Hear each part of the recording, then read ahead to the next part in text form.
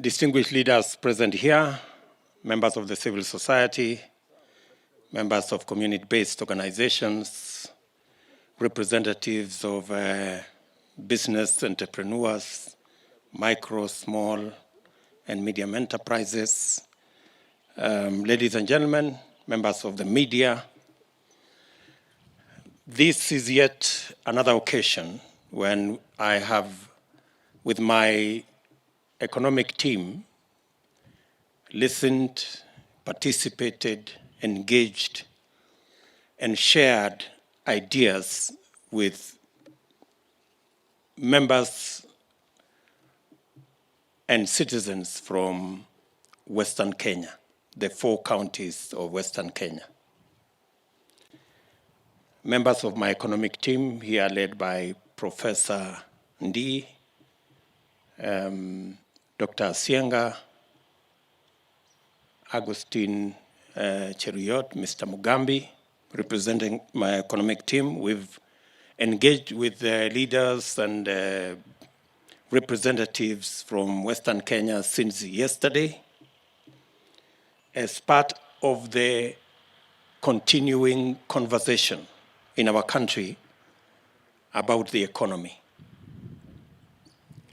We did promise the country several months ago that it was our intention to change the conversation so that the political discourse in our country should be moved away from ethnicity and leaders to the realm of the economy and ordinary people.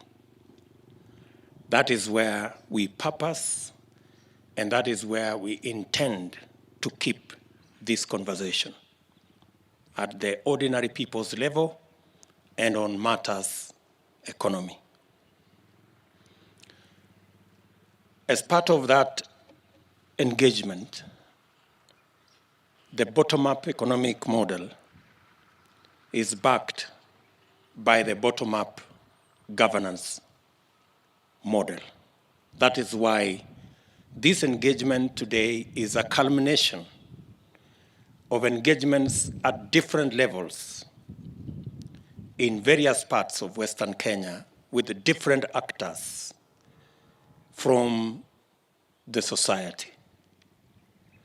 After this engagement, we are going to prepare a paper, again, that will be validated back at the grassroots by traders, business people, people in our markets, farmers in our farms, and all ordinary citizens, so that they can inform the governance model and the economic model that we are going to use as part of the agenda setting exercise we have in our country.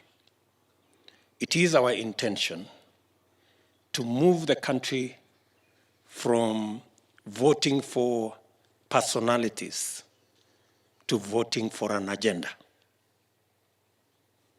For a very long time, our country was held hostage to personality cults. We want to liberate our country from the bondage of personality cults to the freedom of issues and plans and programs and an agenda that benefits not just a few, but the wholesome citizenry of the Republic of Kenya. In the discussions that we have had with this team from Western Kenya, we have found a lot of value in the information, the ideas, and the suggestions that they have made that will not only inform what happens to the economy in Western Kenya, but that will inform the general policy and framework of the economy of Kenya. I want to very sincerely thank the many technocrats from Western Kenya and other areas, professors, business people who have made their voluntary contribution without pay, knowing very well that they are contributing as part of their patriotic duty in ensuring that Kenya moves to the next level. Thank you very much, ladies and gentlemen, for finding it worthy to contribute your talent and your expertise and your knowledge to enrich the conversation that we are having in our country. I have, with my economic team, already had consultations with leaders and business people from Mount Kenya, leaders and stakeholders from the coast, stakeholders, leaders and business people from the Nyanza region. Today we are having it with Western, the next we are going to have it with Rift Valley, we are going to have it with Northeastern, and we are going to have it with Lower Eastern, so that we can consolidate a framework and a blueprint that will take the conversation in Kenya to the level where we are discussing how we will create opportunity or a nation that gives opportunity, equal opportunity at that, to every citizen. And where progress and success is not measured by where you come from, who you know, the networks you have, but it is measured by how hard and how creative and innovative you are. I am delighted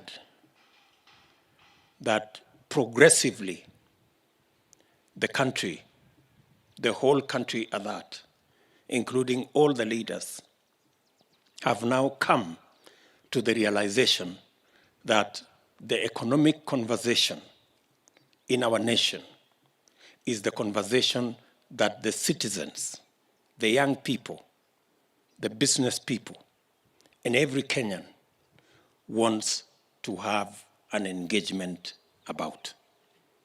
In our meeting here, the young people were robustly represented. And in our programs, we have put the young people of our nation with their knowledge, their energy, their expertise, their aspirations and dreams at the center of this economic conversation. We believe that the young people of our nation, the youth, are the largest stakeholders, if not owners, of our future. And they must have and occupy the largest space in the conversation that we are going to have.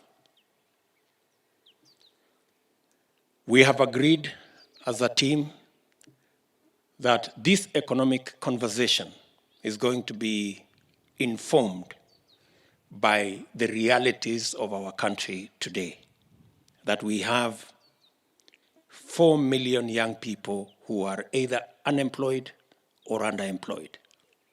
It's going to be informed by the reality that we have close to 8 million people who are entrepreneurs at micro, at small, and they are all operating below their potential because the environment, the financial environment, the credit environment, the policy, legislative environment is not favorable to them.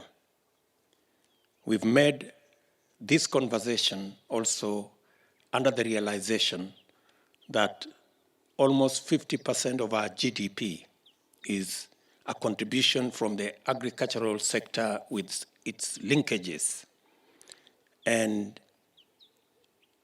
influencing productivity and production in the agricultural sector will not only give us opportunities to enhance incomes to farmers, but through value addition, agro-processing, manufacturing, and industrialization, we can realize the creation of value, the creation of jobs, and the creation of wealth. Through this effort, collectively, we have in detail assessed Western Kenya.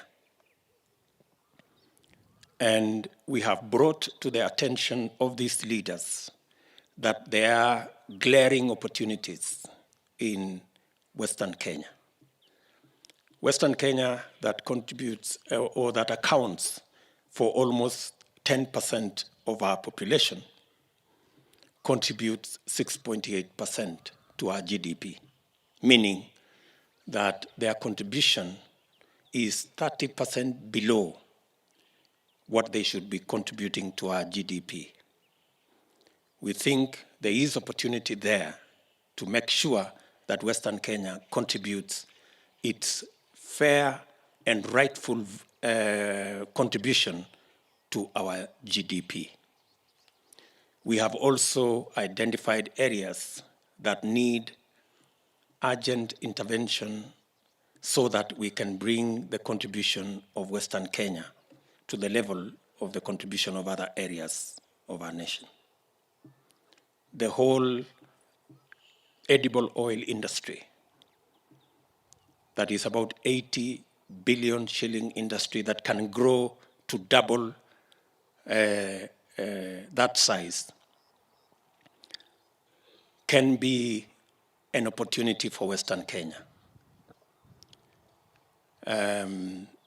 All the way from soya to palm oil to sesame to cotton and the nut and oil crops.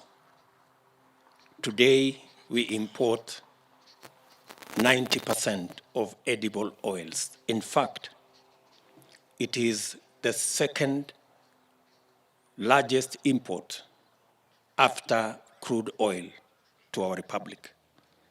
And it can be, we can replace the 90% import of edible oil by taking advantage of what Western Kenya, of the opportunity in Western Kenya.